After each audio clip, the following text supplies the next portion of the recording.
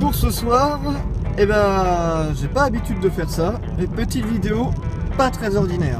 Vous allez voir ça tout de suite. Salut les amis. Donc c'est pas à mon habitude de faire des petits tutos comme ça à la va-vite, mais voilà. Petit événement qui est pas réellement prévu dans le programme des agriculteurs, j'imagine. J'étais chez mon cher ami Léonard, ici présent, qui me fait la lumière, quand me vint une petite envie d'aller uriner dans le jardin. Donc j'y vais comme à mon habitude, et là, oh là là, une petite source lumineuse au loin. On décide de s'y rendre, et voilà-t-il sur quoi qu'on s'y trouve. Donc on a appelé les pompiers. Je rappelle l'usage que le numéro des pompiers c'est le 18 ou le 112 pour international. Alors voilà, je me dis pourquoi pas, sur une idée de mon cher Léonard qui est là ici présent. Alors bonsoir. Ah, pourquoi pas faire une petite vidéo là-dessus. Donc le matériel à ne pas oublier et à ne pas négliger. Tout d'abord le trépied. On pourrait se dire mais pourquoi le trépied, le feu ça dégage assez de lumière, on n'a pas spécialement besoin de le poser sur le trépied. Alors c'est bon, on a tout ce qu'il faut. Oui, mais lorsqu'il y a un feu, c'est le bon moment de profiter de la lumière ambiante pour faire un petit HDR. Je rappelle que le HDR, c'est la fusion entre deux photos à différentes valeurs d'exposition. Donc, vous allez avoir besoin du trépied pour faire une pose longue pour le champ. Et bien sûr, le feu sera surexposé, complètement cramé. Donc, vous allez devoir faire une deuxième photo avec une autre valeur d'exposition pour le feu. Donc là où le trépied devient plus ou moins primordial, c'est que l'appareil photo ne doit pas bouger. Parce que même si les flammes bougent d'elles-mêmes, le cadrage global doit être approximativement le même. Et si ça peut être le même tout court, c'est là que c'est le mieux. Dans la liste du matériel à ne pas prendre, par exemple, c'est les objectifs macro. Je pense que ça ne sert à rien de le préciser, car un feu, c'est chaud. Donc à moins de ressentir aucune douleur, c'est pas vraiment conseillé de s'y approcher de très très près. Ne pas lésigner sur les objectifs non plus trop lumineux, parce qu'on pourrait se dire que voilà, le feu, ça fait beaucoup de lumière, sauf qu'on va profiter de cette grosse ouverture pour avoir un minimum de profondeur de champ, et pour obtenir des photos de flammes comme celle-ci par exemple. Faire une photo de feu c'est bien, l'exposition est correcte, ça peut vous satisfaire. Mais on peut aller plus loin, parce que ce type de photo là, tout le monde peut le faire. Je rappelle que dans cette circonstance-là, on parle de photos de paysage. Qui dit paysage demande grande profondeur de champ, soit, bon je viens de dire l'inverse il y a 30 secondes, mais c'est pas grave, mais aussi demande un premier plan, un second plan et un arrière-plan.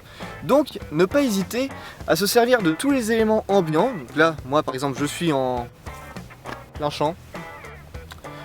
Donc c'est pour ça que j'ai utilisé mes silhouettes ainsi que les épis de blé pour bénéficier d'un premier plan. Donc bien sûr l'expression ne pas jouer avec le feu n'a jamais autant été appropriée. Je vais arriérer. Je sais plus parler. Tu vas arriérer, bien sûr. Il est 3h du matin. Tu m'étonnes moi aussi. Je préconise pour ma part des objectifs bien lumineux pour profiter de la faible profondeur de champ et pour l'exposition générale qu'il peut y avoir dans le champ.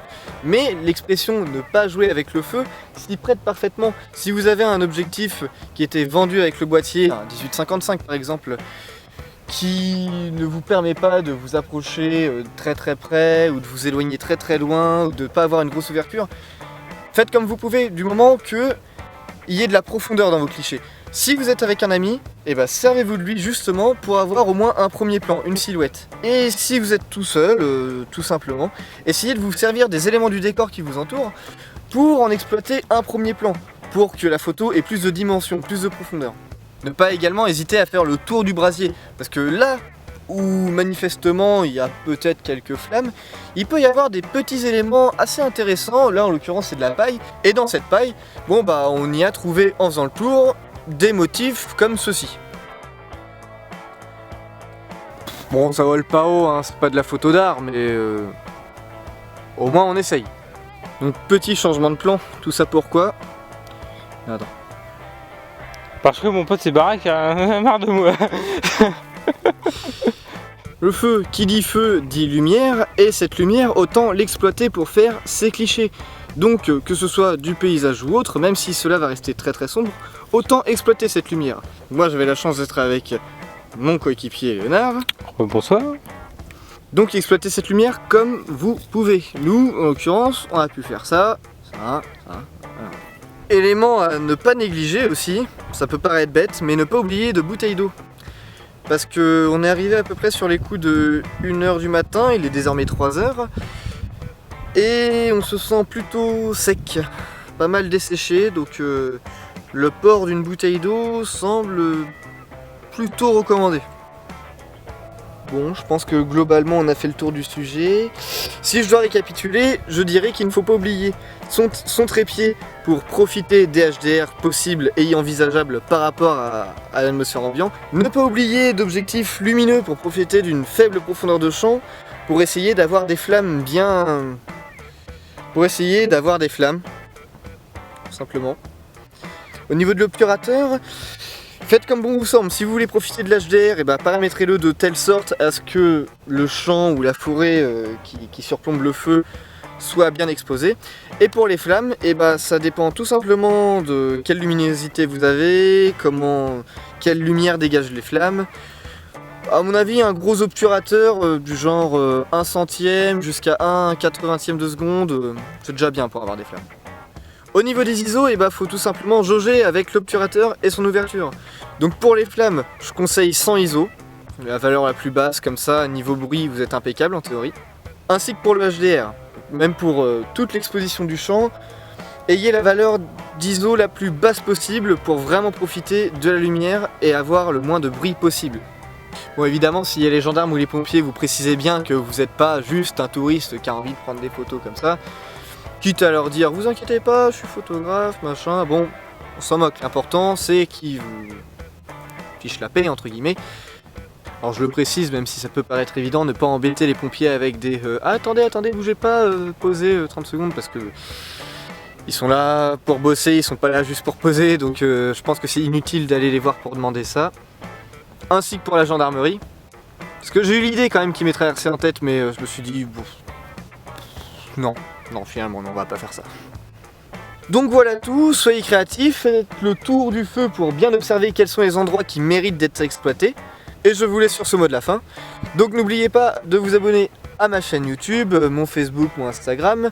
Allez visiter mon site internet qui se trouve juste ici, www.ewpicture.com. Et moi je vous dis à bientôt pour une nouvelle vidéo. Cette fois-ci on l'espère sans grabuge. Ça on verra bien. Donc voilà. Bon alors je le précise quand même si je me doute que vous êtes pas bête au point de foutre le feu à des ballots de paille. Mais la plupart des brasiers sont soit accidentels ou criminels. Donc à moins qu'un ballot de paille prenne feu à proximité de chez vous, ne foutez pas le feu à un champ pour faire des photos. Ce serait complètement stupide et dangereux en plus. Est-ce important de le préciser de ma part? Oui, je n'ai pas envie d'être attaqué juridiquement parlant. Alors merci à vous et à bientôt pour de prochaines vidéos.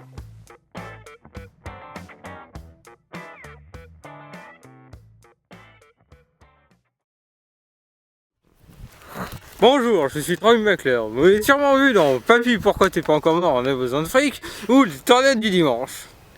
Voilà, c'est tout. Non mais ça c'est encore une réunion du Ku-Klux-Klan qui s'est mal passée, ça, voilà. Ah, oui. On leur a dit aux mecs, arrêtez de foutre mais le feu. on les a vus passer tout à l'heure, elle a dit putain la merde, je crois qu'on a fait une connerie. Tout, ça met tout. Oui, Alors, elle dit, arrêtez.